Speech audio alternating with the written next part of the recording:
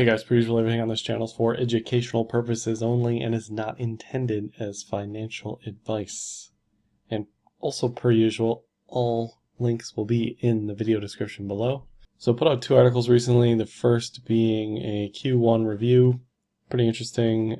I think the most interesting thing that nobody really talks about in aggregate is the amount of layoffs that happened. And firings, obviously awful for the people involved, but collectively as an industry suggested some sort of, business capitulation, yada, yada, yada, whatever. Okay, so that was a decent sign collectively that we've hit the pain point market-wide. Put an article on NEM, check that out. They are one of these companies that had some shakeup in their foundation. Chart looks pretty good. I don't really follow it too much, but if that interests you, give it a gander. And if you just can't get enough of me, I did a podcast with LedgerStatus talking about some charts, some strategies. So let's talk more charts and strategies. Now, you may not want to talk or think about everything in this space. However, there are more and more things to consider every week, it seems. We're looking at derivative open interest now, of all things, on options. Okay, this is something that we always said we wanted and didn't really think would happen for a very long time. We were talking about this 2014, 2015, when are we getting options, blah, blah, blah. Well, we have options now, and it's just one more thing to look at, one more thing to deal with, which is fine. You're at an advantage, certainly, if you're paying attention to these sort of things. Another spoke to this complex wheel is CME futures, which continues to drive this market regardless of their size, regardless of the fact that it's a cash-settled future and not actual crypto. The dates are highly important, and you can see we popped up the day of the opening of the new contract from April to September 27th. So I talked about that in the last video. Again, I'm not like slapping myself on the back here. It's just like these are things that need to be paid attention to. Just like we dropped really hard, over here. This is like an N of 5, okay? But it's pretty clear that there's some correlation between contract openings and price action, price volatility. All right, so price chart wise, I think we are at an interim local top. The rising wedge bear div stuff I'll show in a few more charts later will be more clear, but I'm really watching this weekly RSI. You can see it kind of doesn't like the zone we're in as far as will she or won't she make a decision. It will most likely sort of retest below 50 or test 50. Probably not going to just shoot to 80. I mean, if it shoots to 80, then we hit 75 pretty easily. But I don't think that's going to happen right now. Another thing we're watching is B-bands on the weekly opening. Price opened above the weekly B-band for the first time since December. It opened below the weekly B-band in November last year. That was December 2017, the bull case. But typically when this happens, we get some continuation. So that isn't exactly confluence with my we're going to pull back pretty soon mode. But regardless, candle structure still doesn't look great on low time frames. So, you want to be buying, I want to be buying, I don't know about you, but I want to be buying anything above the 20 SMA on the weekly, anything above the Kijun on the weekly. Most likely what happened previously is going to happen over here. The Kijun's going to need to come down a lot. We'll sort of squirrel around sideways, establish some sort of range, may or may not stab at the local yearly low. All those stuff is still on the table. I'm not going to say I'm ultra bearish. I'm in, okay, it's time to start buying again mode for sure. So that's how the weekly looks. And you can see we are 6 to 12 months away from having a chance at breaking through the cloud for an edge-to-edge type situation on the weekly, which is something that is a mega pay attention mode because that is a massive trend shift. Typically takes a long time. It took like a year in this case. This was during the 200-day plus ascending triangle. Also pre-halving, same thing here. We're going to be pre-halving, blah, blah, blah. So history kind of repeats itself. It rhymes a little bit, as George Lucas would say.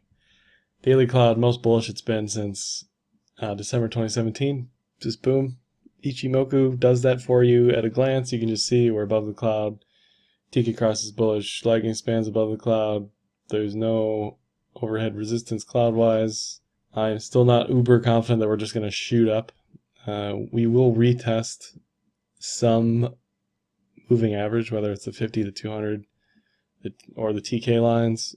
Usually those all sort of line up to be the same thing. Now if we're mega bull, like mega bull, we're just going to ride the Tenkin like we did all these cases. Certainly possible. I'm not a full-on believer at this point based on the structure on the low time frames. Here is the VPVR volume profile of the visible range, and it shows mega volume resistance at 6,300. No surprise. This is what people mean when they say resistance becomes support, support becomes resistance. You can see it was support for months, and now we're below, so now it's resistance. Just like 4,200 or 39 or whatever was resistance for months. We're above it now, it's now support. One thing I keep talking about is this volume bite here. It's kind of a no man's land zone as far as where price should be sitting based on previous price action. I mean, this is all the price action we've ever had up here. You're looking at it historically. There isn't much. You know, it'd be much better if we had like a couple of years worth of volume to really sort of confirm. This is like an N of 2. Okay, so we went up and we went down. That's it. You know, there's really nothing here. There's resistance at 5650 based on sort of where we chilled on the way down and where we chilled a little bit on the way up. But overall, not much else to read on this. Another reason, if we are, rising wedging into a volume resistance zone, doesn't give me a lot of confidence. Now, if we were ascending triangling, or if we were bear flagging or bull flagging, that'd be a little different. But we've got bear div, volume div, TKC clamp growing. All of this together collectively is telling you the same thing. It's telling you that momentum is certainly petering. It's telling you that shorts are getting more and more nervous as we go up.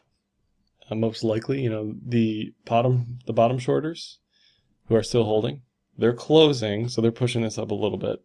You're getting the late longers, they're pushing this up a little bit. And, it's kind of like a plane trying to just go straight up. Eventually it's going to stall and it's going to go down and restart the engine, and whatever that process is, I don't know. And that's going to be at the Kijun around 4750 on index. It's between 46 and 47, pretty much everywhere. And then we'll start drawing some other pattern, make a decision. So I'm still bullish. I'm in buy the dip mode overall on pretty much everything. I'm going to talk about a lot more charts in the video, but they all boil down to, if Bitcoin moves down, odds are pretty high that everything's going to move down. If I'm expecting a $600 move, unlikely that the USD pairs and everything else, or a few of these, just sits there and watches it goes by. If Bitcoin catches a cold, everything else catches AIDS. So it's going to get ugly if we get a $600 pullback, which we need to. It's healthy, it's fine, it's no big deal. It just shows the amount of strength we've had on this way up. So let's talk about ETH. ETH had a multi-month ascending triangle with a bullish Kumo breakout. I don't know what other bullish setup you want. There's a guy in OKEX who got auto deleveraged out of 500,000 contracts because he was short. I don't know what he was thinking really. I don't know. Based on the trend said we're going up. Pattern supporter, we're going up. We've kind of chilled out at the previous down zone. The index actually cut deeper than most exchanges did. So most exchanges kind of show us already tapping the 1618. So this is a little bit deceiving. But something like EOS hit basically the equivalent of 250. So this stuff's going to have to eventually catch up and sort of get back to equilibrium, I think, at some point. Again, you're in buy the dip mode. The Kijun's at 150s, previous support's at like 150, 160. I think all this, any dip is a buy. Low time frames are also rising wedging. Not surprising. It's kind of pretty easy once you can see The potential for the dip on the bigger cap coins, what's going to happen here. Another reason we tap the 200. If we tap the 200 without strength and don't form a pattern suggesting continuation, it's more likely than not, probability-wise, that we're going to sort of pull back and chill out, gather strength, maybe even wait for a 5200 cross. That could take a couple weeks, it could take a month, whatever it is, you know, it's fine. Overall, the trend looks like a nice beginnings of a bull trend. Now, if you're not trading this and you're just holding, you know, even what I said about Bitcoin, I think overall, trend-wise, you're fine. Like DCAing in is fine. At this point, I think the yearly low is unlikely to be breached substantially, even if at all, just based on what we're seeing with the trend situation. ETH BTC, garbled mess. I didn't pay attention to it. All I was really paying attention to was this ascending triangle, and I took the trade. Sometimes you get in an analysis paralysis mode, and you're thinking, like this happens to me, I'm thinking, oh geez, this ETH BTC looks like garbled nonsense with no direction at all. Why would I want to take that trade on ETH? Well, ETHUSD is just clear cut, and it's a multi-month horizontal we're about to break. Odds are pretty good on that trade, I think, probability-wise. You sort of have to be on multiple exchanges to take advantage of these situations, but you know, if you're only on BitMEX, you can't have the ETHUSD. I don't think ETHUSD is on there. Pair, so you're not going to trade that, obviously, because you can't. So you have to sort of expand your options a little bit. Ripple weekly looks like it's trying to break up from the B bands, but again, if Bitcoin pulls back, it's unlikely Ripple's going to shoot through anything. It's below the 50 on the RSI. Kind of all I have to say about Ripple, other than it's just sort of floundering around. Didn't really do anything. The horizontal held, which is great if you're a Rippler, but yeah, I mean, it just doesn't look good. If you look at ETH, so this is XRP ETH, and this is unlikely to be tradable anywhere, maybe on some dexes. I like to look at relative value pairs when I want more evidence, more confluence, trying to decide, you know, do I want to get an XRP or ETH here? Well, this is showing, you know, I'm really ugly head and shoulders, possibly falling wedge situation.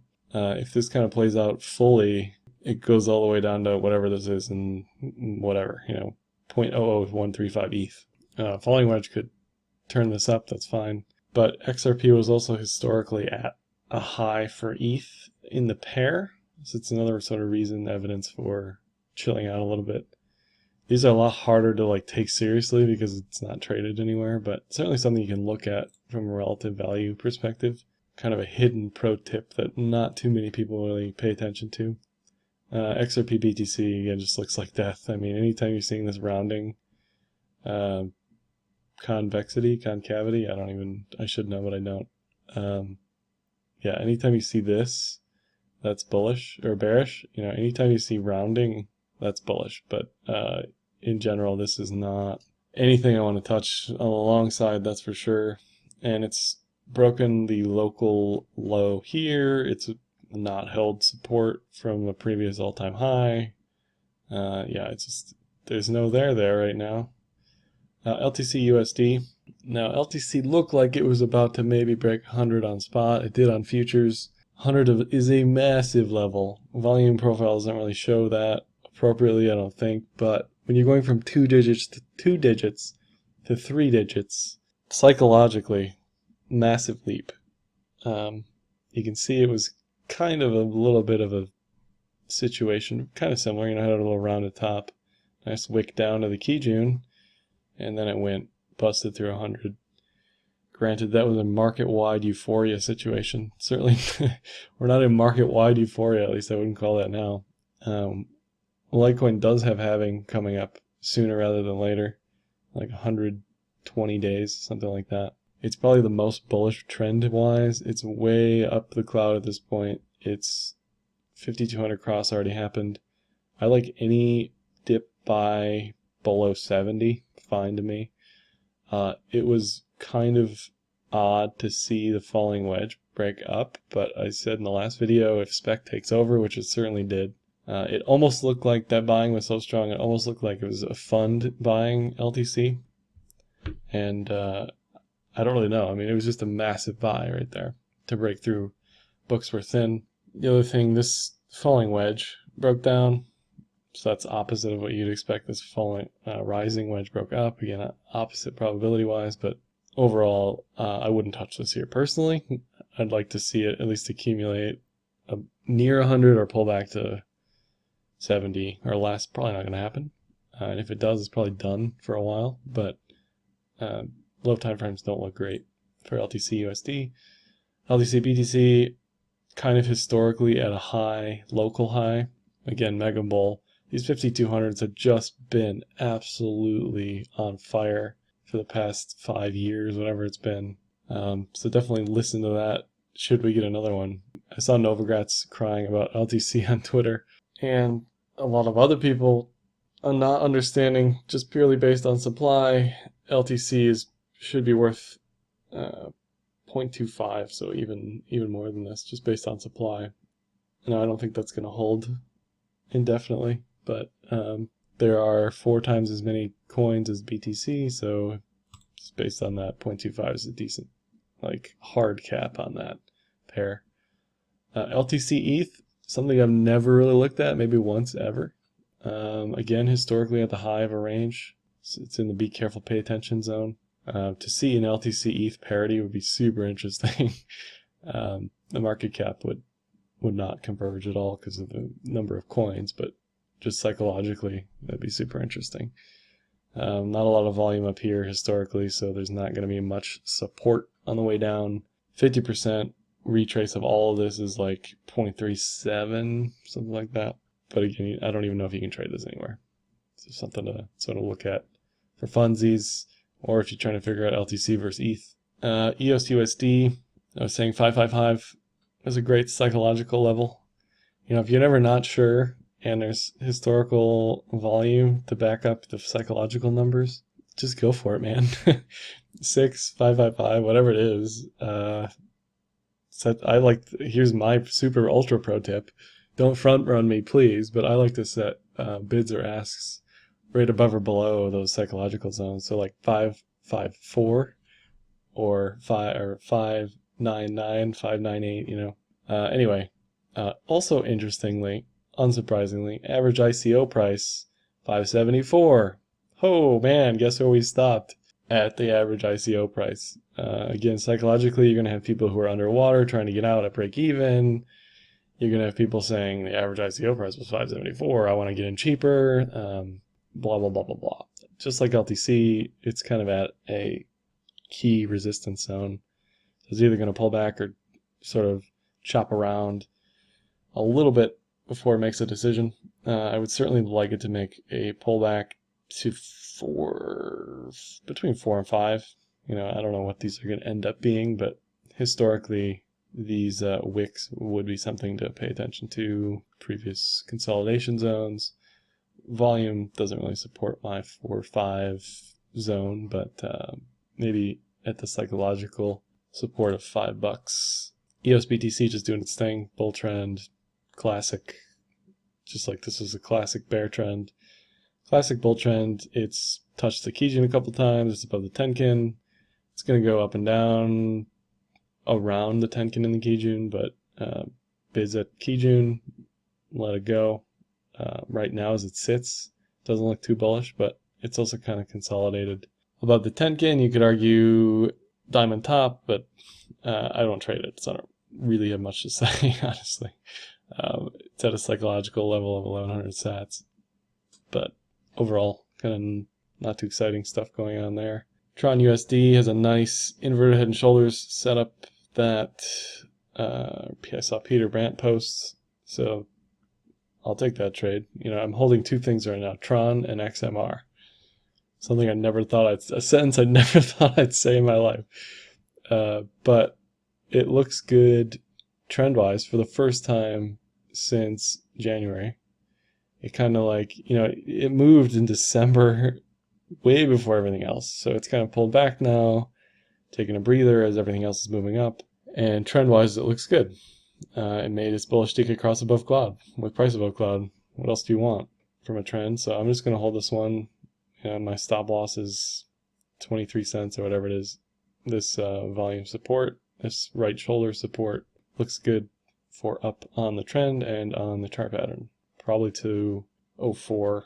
I don't know what the actual measured move is here, but it's not much just because this wasn't too deep. But it looks good for up based on what I'm seeing. Tron BTC kind of looks like garbage, but I'm not trading Tron BTC. And you might be saying, well, why don't you just buy BTC instead of Tron? Because I think BTC is going to pull back. Tron probably will too, but anyway, I just think the Tron USD pair is clearer. Coming up on the last few charts here, Monero USD holding this. I'm seeing a lot of ransomware stuff. Just every day it's a headline. So-and-so got hit with ransomware. Almost always it's Monero or BTC, mostly Monero.